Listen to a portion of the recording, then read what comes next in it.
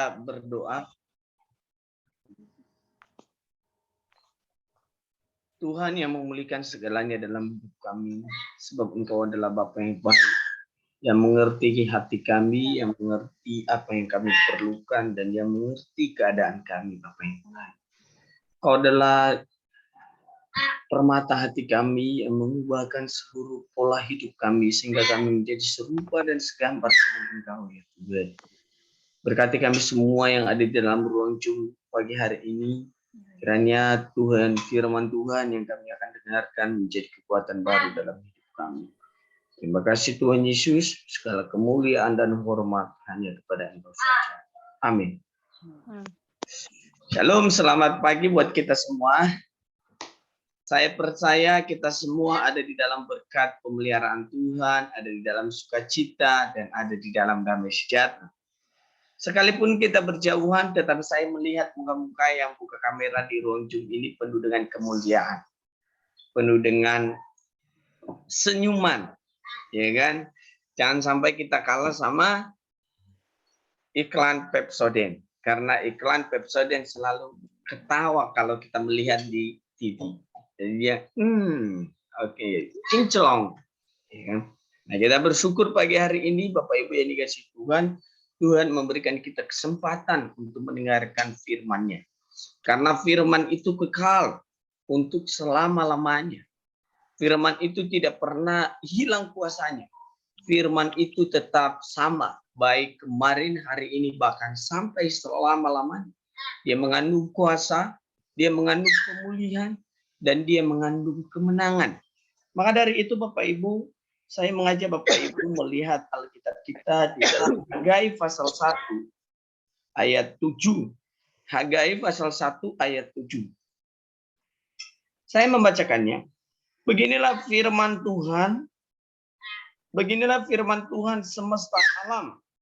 Perhatikanlah keadaanmu. Saya memberikan tema untuk kita adalah perhatikanlah keadaanmu. Kalau kita menyadari bahwa ini adalah akhir zaman, maka kita memperhatikan bagaimana cara kita hidup.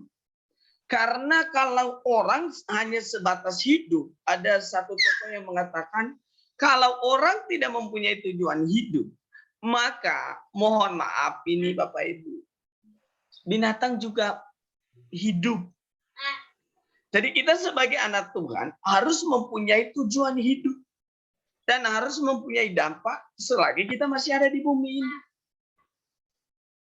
Karena ketika kita berdampak di bumi ini, kita menjadi berkat. Dan terutama Alkitab berkata, perhatikanlah keadaanmu. Perhatikan keadaan kita. Perhatikan bagaimana kita hidup. Apakah kita hidup menyenangkan Tuhan, atau kita hidup lebih menyenangkan dunia ini. Karena ketika kita menyenangkan Tuhan, maka otomatis hidup kita bukan kita lagi yang hidup, tetapi Kristus yang hidup dalam kita. Alkitab jelas mengatakan dalam Hagai ini, perhatikan keadaanmu. Perhatikan kita dalam hidup ini, dalam kita beribadah, dalam kita memuji Tuhan, dalam kita bekerja. Apakah kita sudah memuliakan Tuhan? Apakah kita sudah menjadi cerminan bahwa kita orang-orang yang sudah ditebus oleh Kristus, bahwa kita orang-orang yang sudah ditebus oleh Allah. Kenapa Tuhan berkata perhatikanlah keadaan?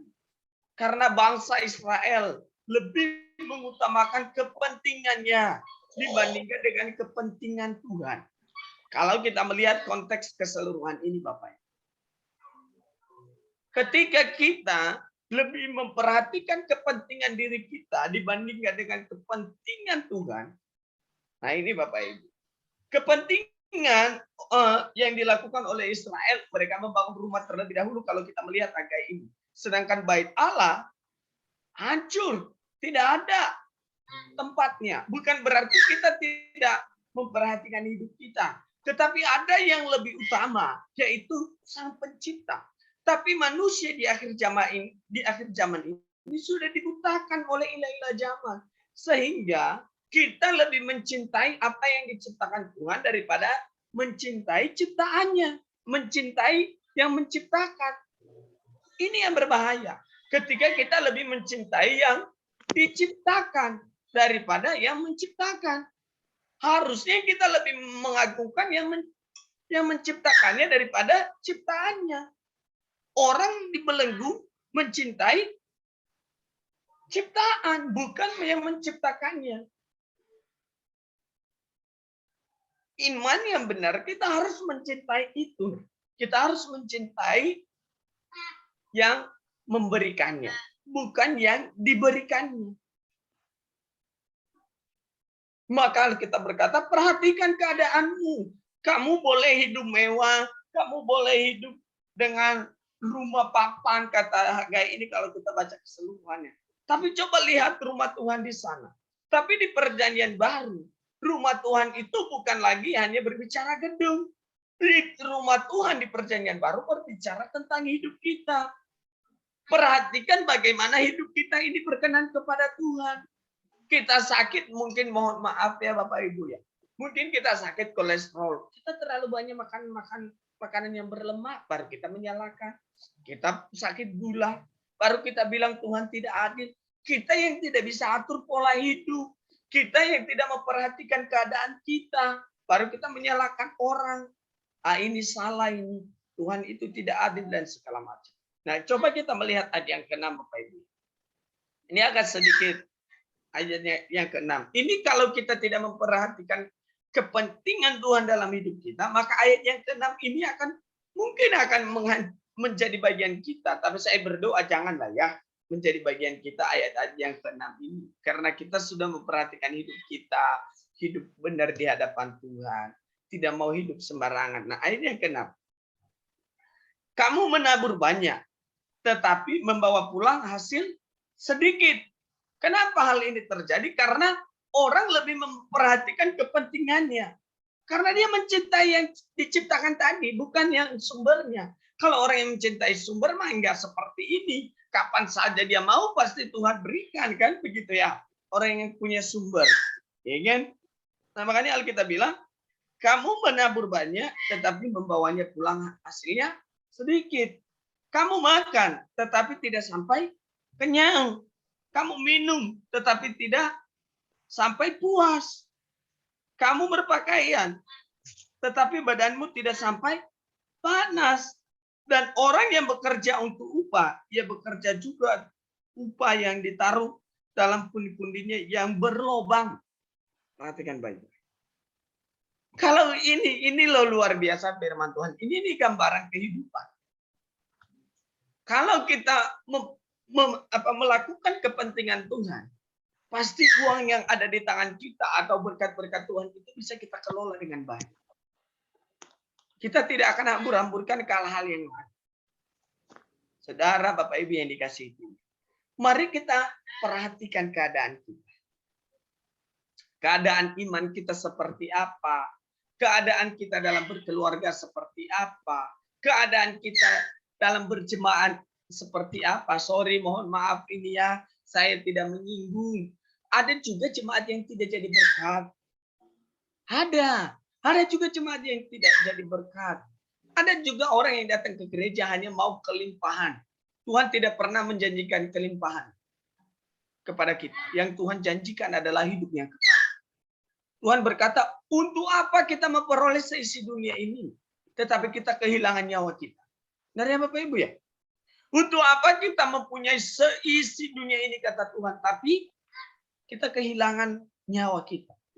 Maka pagi ini mari Bapak Ibu, perhatikan keadaan kita dalam berjemaah. Apakah kita sudah jadi berkat? Atau kita menjadi bahan, ya Tuhan, dia datang lagi ke gereja. Selesai kita Bapak Ibu. Baru kita masuk ke pintu gereja. Bapak itu datang lagi ke gereja. Dia datang lagi ke gereja. Aduh, cilaka ini. Jangan sampai orang ngomong seperti itu. Jangan sampai. Karena ketika kita memperhatikan hidup kita. Saya sudah katakan tadi, di perjanjian lama itu, bait suci itu adalah jati dirinya orang Israel, di mana mereka sembahyang kepada Tuhan, di mana mereka mempersembahkan korban. Sehingga mereka lebih tertarik membangun rumah. Tuhan mengatakan hal ini. Di ayat yang ke-6, pangannya ayat yang ke-7 dia bilang, perhatikan keadaanmu, pulihkanlah hidupmu, supaya ketika kita dipulihkan, kita bisa melihat kemuliaan Tuhan, kita bisa melihat anugerah Tuhan, kita bisa melihat pemeliharaan Tuhan yang begitu luar biasa itu. Dan di perjanjian baru, Alkitab sangat jelas mengatakan bahwa kita itu, yang kita perhatikan itu bait Allah ini loh, Bapak Ibu. Tahu bait Allah ya Bapak Ibu ya, kalau udah di perjanjian baru, bait Allah itu adalah tubuh kita sendiri. 1 Korintus pasal 6, saya membacakan. Atau tidak tahukah kamu, bahwa tubuhmu adalah bait Roh Kudus yang diam di dalam kamu. Roh Kudus yang kamu peroleh dari Allah, dan bahwa kamu bukan milik kamu sendiri. Nah ini, kalau kita memahami hal ini, bahwa kita ini bukan milik kita sendiri, bahwa kita ini sudah ditebus oleh Tuhan, ayat yang ke-20 ya Bapak Ibu. Saya membacakan. Sebab kamu telah dibeli dan harganya telah lunas dibayar. Karena itu, muliakanlah Tuhan dengan tubuhmu. Perhatikan keadaan kita. Jangan sampai tubuh kita ini, tangan kita ini, mulut kita ini, kaki kita, hati kita, telinga kita tidak memuliakan Tuhan. Tapi kita banyak bersembunyi dengan jadwal-jadwal ibadah kita. Kita ibadah, rajin ibadah. Rajin juga berbuat dosa. Rajin ibadah, rajin juga omongin orang. Rajin ibadah, pulang ke rumah, keluar juga kebun binatang. Iya kan? Ayat yang ini juga buat saya, bukan hanya buat Bapak Ibu. Enggak, ini firman Tuhan itu bagaikan pedang bermata dua yang menusuk amat dalam, menusuk saya dan menusuk Bapak Ibu. Iya. Atau tidak tahukah kamu bahwa tubuhmu adalah bait siapa? Bait Roh Allah. Bait Tuhan. Ketika kita menyadari bahwa tubuh kita ini bait Tuhan, maka kita perhatikan keadaan kita. Ya kita lah bersih-bersih, jangan sampai kita malas mandi lah. Mohon maaf ya Bapak Ibu ya. Saya sih bukan kesehatan, itu pahari lah ya. Jangan sampai kita malas mandi, jangan sampai kita malas gosok gigi, jangan sampai kita malas ya merawat tubuh. Sebagai baitnya Allah, sebagai baitnya Roh Kudus.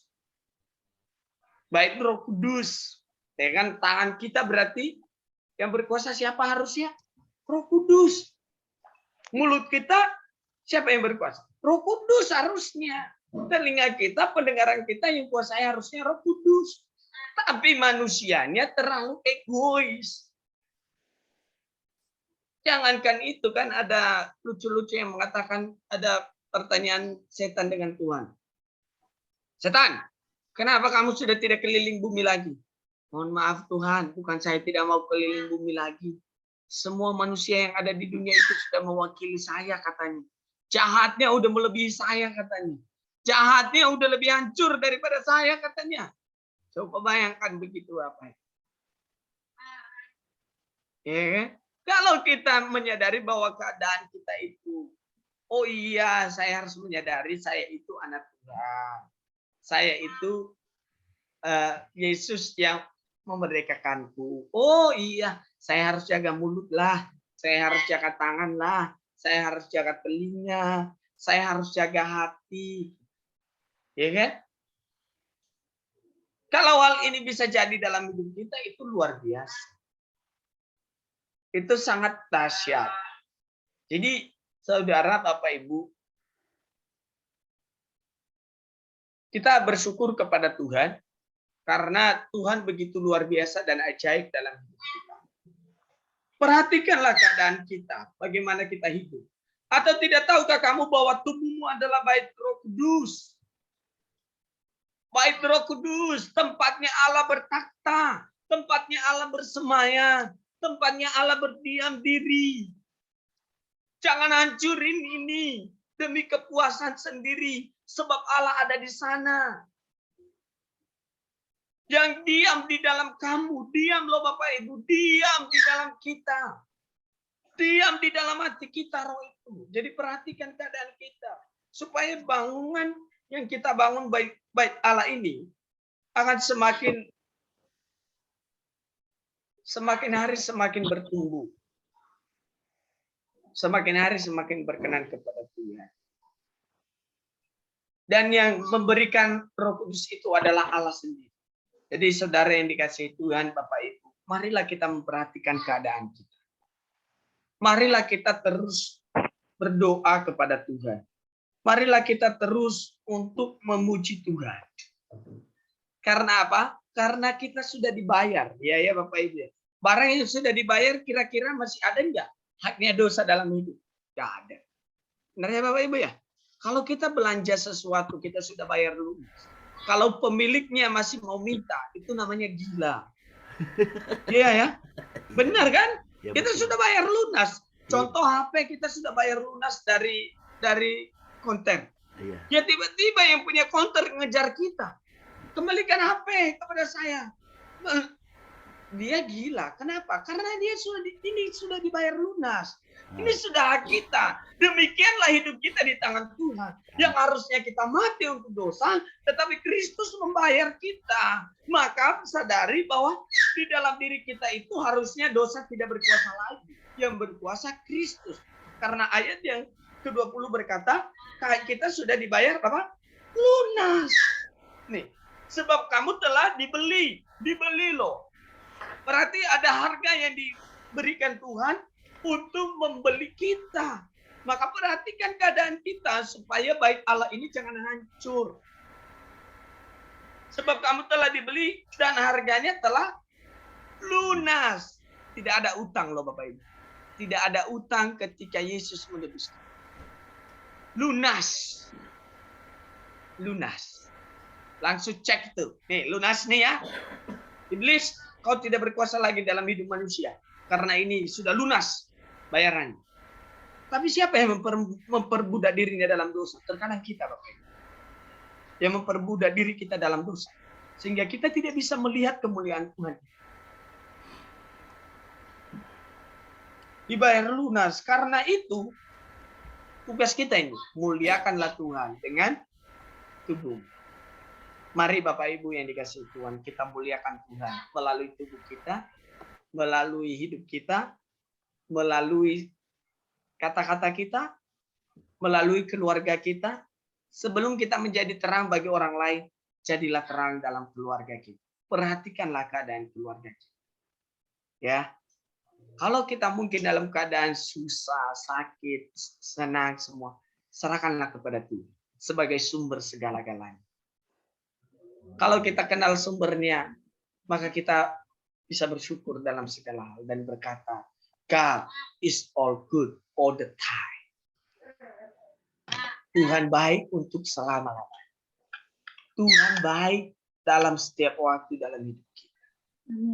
Jadilah pribadi yang terus mengatakan kepada Tuhan, Tuhan inilah aku, bentuklah aku seturut kehendak-Mu.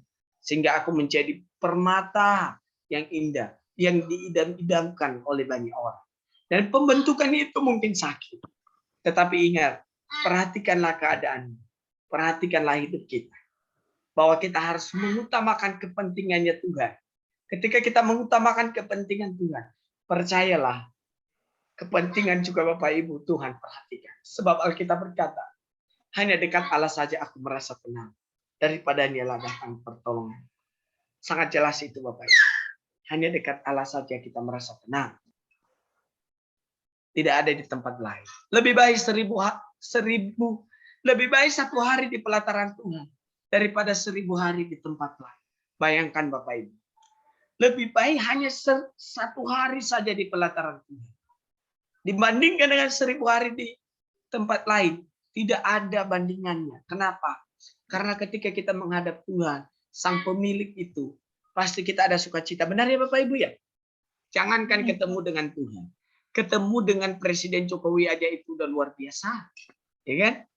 Jangankan bertemu dengan Tuhan. Ketemu dengan Pak Haris saja kalau orang yang sakit jantung sudah bersyukur. Oh, puji Tuhan, ada dokternya. Wis, luar biasa. Jangankan dengan Tuhan, ketemu dengan direktur Pertamina aja sudah luar biasa, bukan? Apalagi kita bertemu dengan sang pemilik hidup, sang pemberi hidup. Jadi mari saudaraku yang dikasihi Tuhan, kita berjuang bersama-sama dalam iman. Kita berjuang bersama-sama untuk meraih kehidupan yang kekal. Sehingga kita bersama-sama menjadi mempelai Kristus. Mari kita tunduk kepala, kita mau bersyukur kepada Tuhan pagi hari ini. Mari saya mengajak Bapak Ibu renungkan firman Tuhan yang sudah kita dengar. Mungkin saya terbatas, tetapi Tuhan tidak pernah terbatas. Sadarilah bahwa hidup kita ini adalah baiknya Tuhan. Terima kasih Tuhan. Terima kasih Tuhan Yesus. Kami memuji Tuhan yang melihat hati kami dan melihat hati kami semua dan menjadikan kami orang-orang yang berkenan kepada Tuhan. Biarlah di pagi hari ini setiap orang yang ada di dalam ruang Zoom ini, setiap orang yang membutuhkan belas kasihan Tuhan, tolong mereka. Jika mereka dalam keadaan sakit, sembuhkan mereka dengan bilur-bilur Yesus Kristus. Sembuhkan batin mereka, sembuhkan luka hati mereka, sembuhkan kepahitan mereka, sembuhkan dendam mereka. Biarlah Tuhan yang memulihkan kami semua. Terima kasih Tuhan, kami bersyukur buat firman Tuhan. Biarlah firman itu menguatkan kami dan meneguhkan kami semua. Di dalam nama-Mu kami berdoa dan mengucapkan segala syukur kami. Haleluya. Amin. Kami mengucap syukur Bapa dan terima kasih. Pagi ini kami telah mendengarkan kebenaran firman-Mu. Biar Tuhan kami mohon kepadamu, Engkau tanamkan firman-Mu di dalam hati kami. Ajarkan kami Tuhan untuk seturut dengan kehendak-Mu.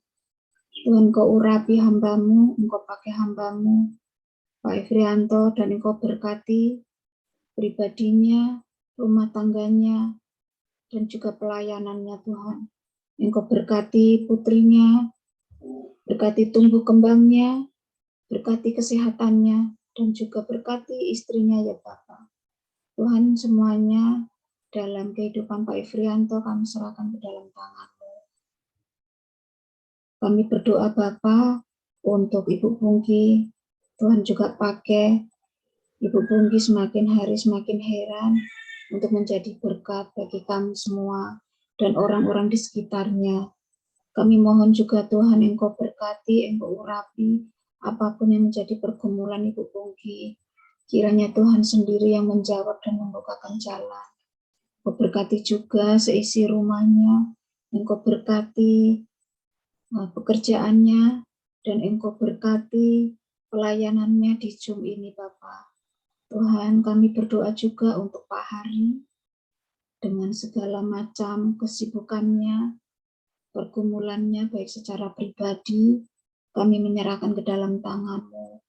Berkatilah Pak Hari agar bisa menjadi berkat bagi semua orang. Engkau urapi mulut lidah hamba-Mu ini Bapa, agar bisa memberkati untuk setiap orang yang Dia temui. Berkati juga rumah tangga beliau, anak-anak, istri, dan orang tua kekasih.